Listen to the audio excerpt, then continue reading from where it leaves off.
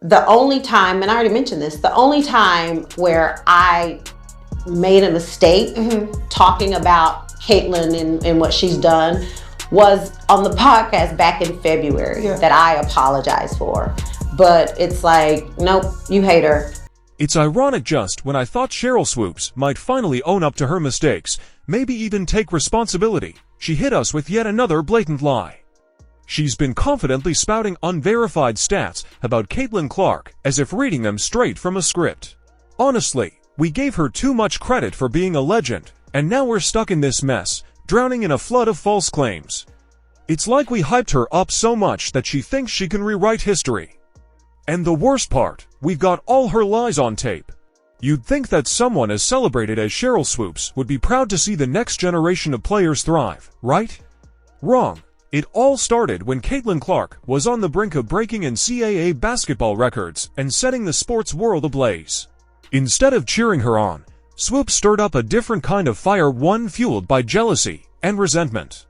Here's the situation. Caitlin Clark was on the verge of breaking the all-time NCAA scoring record, the type of milestone that earns standing ovations. But rather than celebrate, Swoopes went to the media and claimed Clark only had the opportunity because she was given an extra year to do it. Records are made and set to be broken.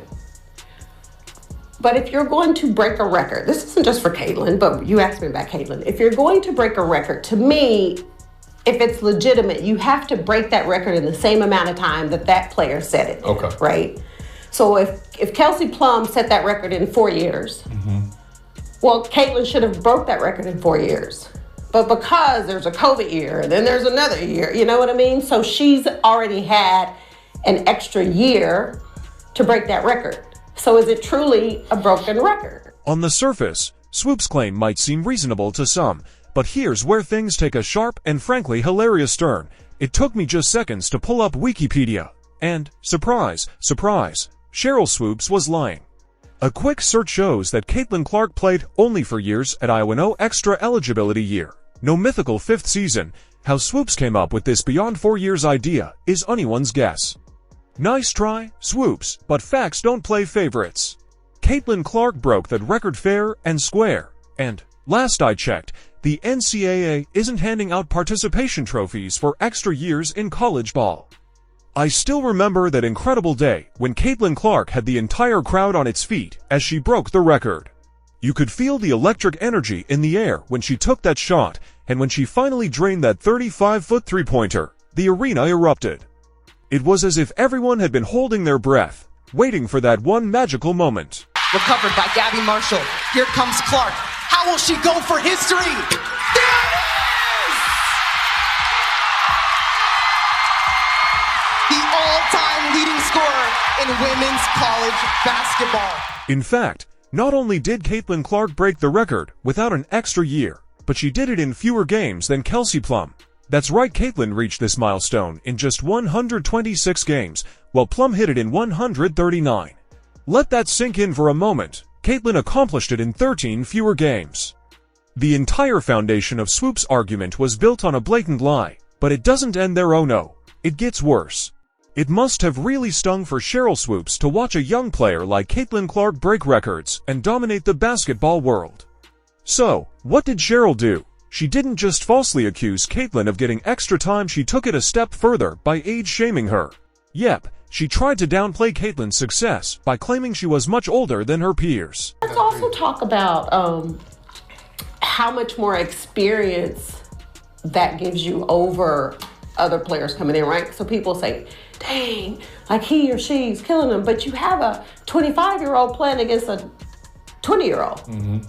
Like, you should be killing them. Because you've been doing it a lot longer than they have. I guess Swoopes forgot she was the one who started her WNBA career a bit late, not Caitlin. Swoopes didn't join the league until she was 26 back in 1997, while Caitlin is already making waves straight out of college, breaking records like it's her job. Imagine throwing out wild claims on a live podcast without bothering to get your facts straight. That's exactly what Sheryl Swoopes did. So consumed with jealousy and resentment, she didn't even take the time to check the basics. Honestly, your arena should have just pulled out a phone and fact-checked her on the spot. A quick Google search would have been enough to show that Caitlin Clark is actually 22 years old, 3 years younger than what Swoopes claimed. And let's be real, 22 is a pretty standard age for a college senior, making Sheryl's age-shaming argument totally baseless. Sometimes, all it takes is a phone and 30 seconds of research to avoid looking foolish on air. So to answer that question, Caitlin Clark right now probably takes about 40 shots a game. Carry on.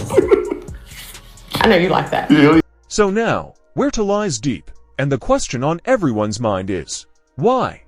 Why would someone of Sheryl Swoopes' stature feel the need to lie about someone else's accomplishments? Is it insecurity?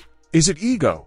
The truth is, what's driving Swoopes doesn't seem to be simple rivalry, it feels like something deeper. And she wasn't content to stop at 2 lies.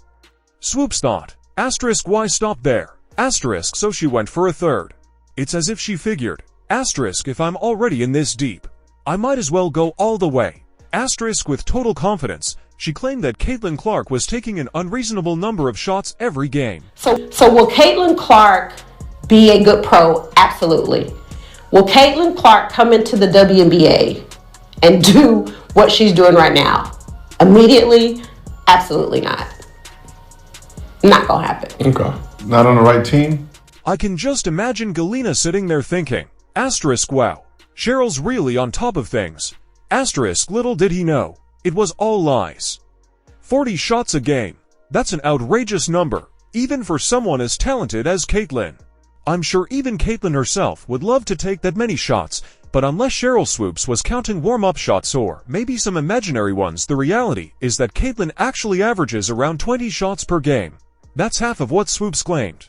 So, unless there's some secret stat sheet we don't know about, it looks like Swoopes' math was just as off as her claims.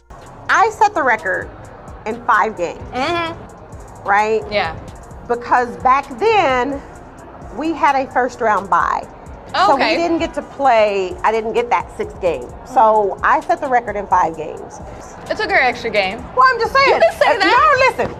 If I have 6 games, The record's different. well, I'm gonna have another 30. But I don't really care what the record is, who has the record. At this point, it's becoming pretty obvious. Sheryl Swoopes wasn't simply mistaken, she was intentionally spreading lies. Ever since Caitlin Clark entered the WNBA draft, it seems like Swoopes has been driven by jealousy. What Caitlin's been able to do in a short period of time has been very impressive, right? And so, because I know people are like, oh my God, you said she wouldn't be good. Was she worried Caitlin would come for her records? Because, oh boy, she hasn't exactly been subtle about it. In fact, I've got an entire video where Swoopes boldly aired out her feelings. Loyola University basketball coach Sheryl Swoopes, she's under investigation accused of mistreating players. One of them is speaking out this morning, telling us why she wanted to transfer. ABC's Lindsay Davis is here with the details. Good morning, Lindsay. Good morning, Lara. Sheryl Swoopes was the first woman to ever sign with the WNBA. But this morning, the college coach is not only under fire, but under investigation after reports that the majority of her roster has decided to leave. It was the environment she had created. I was belittled, humiliated, made to feel extremely small. Imagine not even being able to hide the hate. That's a whole new level of pent-up frustration. She claimed she didn't care about the record anymore, but her actions and comments since then have told a very different story. This was the beginning of Swoopes' grudge, and ever since that day, she seems to have been on a personal mission to discredit Caitlin at every turn. But as we've seen, the facts aren't on her side, and she's quickly running out of ground to stand on. She must have been absolutely fuming as Caitlin smashed through all those records. Caitlin just won Rookie of the Year and led the Indiana Fever to the playoffs, their first playoff appearance since 2016. That alone shows the incredible impact Caitlin has had on the team. After facing intense backlash for her statements, you'd think Swoopes might take a step back and reconsider. And to be fair, she did offer something that vaguely resembled an apology. I think about Caitlin Clark, the operative word that comes to my mind is gratitude. There's an incredible level of gratitude that should be accorded to this young lady with what she did for the sport. Unsurprisingly, no one was buying it. Caitlin's fans, along with observers, saw right through Swoopes' weak attempt to save face. It was clear to everyone that her so-called apology was just another evasive move. Once again, she found herself caught on the wrong side of the facts, and the public wasn't going to let it slide. You know the saying, everyone has a past? Well, I dug up some dirt, and it turns out Sheryl Swoopes should really think twice before throwing stones, especially when she's living in a glass house. While Swoopes has been busy trying to tear down Caitlyn, her own past is far from spotless. Guess what I found? Swoopes, once hailed as a basketball icon, was actually under investigation for mistreating her players during her coaching tenure at Loyola University. Reports surfaced about her belittling, humiliating, and even abusing her athletes. It got so bad that the majority of her team ended up leaving. For someone who claims to care about the future of women's basketball, this was a pretty shocking revelation. Respectfully, Sheryl Swoopes, you have any idea how that makes you look? You have any idea how that serves to stain? Let's be clear, we're not saying that past mistakes define who someone is today. However, when you're standing on a platform, throwing shade at a rising star, and trying to rewrite the narrative with lies, it's hard to overlook your own skeletons in the closet. Now it makes sense why Swoopes tweeted in support of Diamond Deshields, who blatantly bullied and fouled Caitlyn Clark. We've all heard the saying, once a bully, always a bully, and it's hard not to notice the pattern here. So, where does that leave us? Well, despite all the noise and false accusations, Caitlyn Clark continues to rise. She's not just breaking records, she's redefining what it means to be a female athlete in the spotlight. As for Sheryl Swoopes, she's now left to face the fallout of her own words.